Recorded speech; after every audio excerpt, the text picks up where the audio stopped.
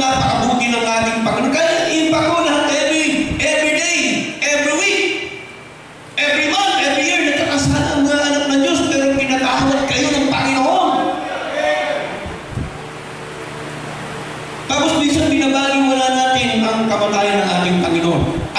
Ano ba alam niyo po? Ba't ba namatay ang Panginoon? Para sa church.